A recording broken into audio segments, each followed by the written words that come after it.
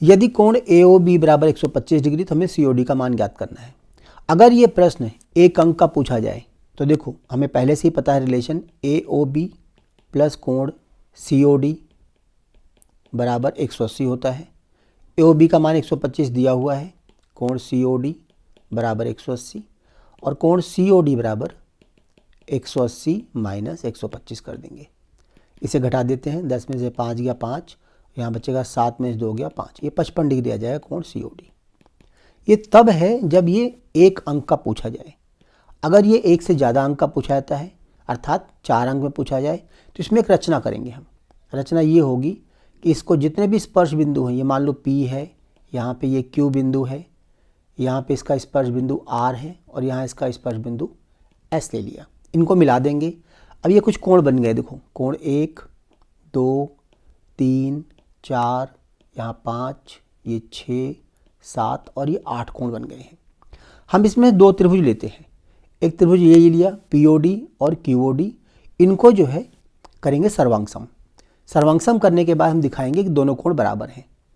तो देखो त्रिभुज POD तथा त्रिभुज QOD में इन दोनों त्रिभुजों को लिया। एक तो हमारे पास देखो ये रेखा इसके बराबर होगी क्योंकि एक ही बिंदु से खींची गई स्पर्श रेखाएं।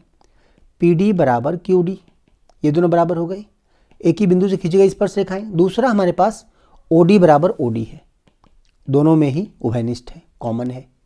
और तीसरा ये कोण और ये कोण 90 का है क्योंकि त्रिज्या स्पर्श रेखा पर लंब होती है। तो कोण OPD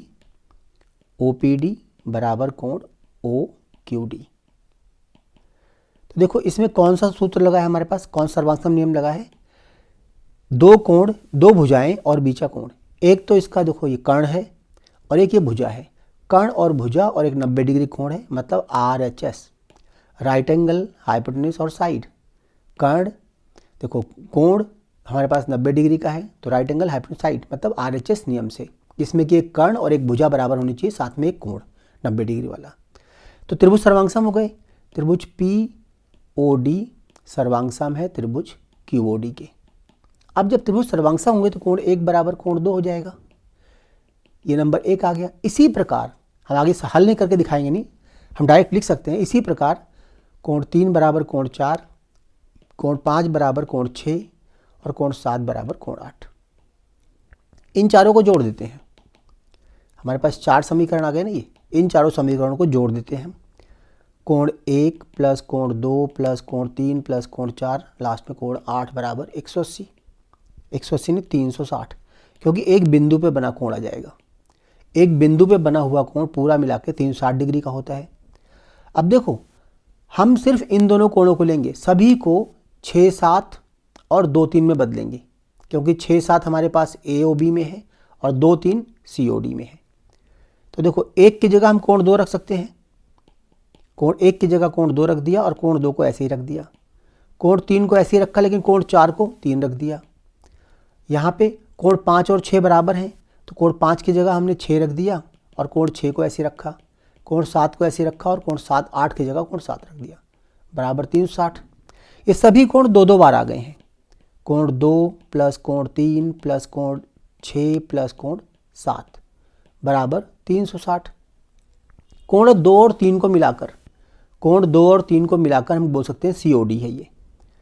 तो ये आ गया 2 कोण COD प्लस और 6 और 7 को मिला के बोल सकते हैं AOB है, तो कोण AOB बराबर 360 आ गया।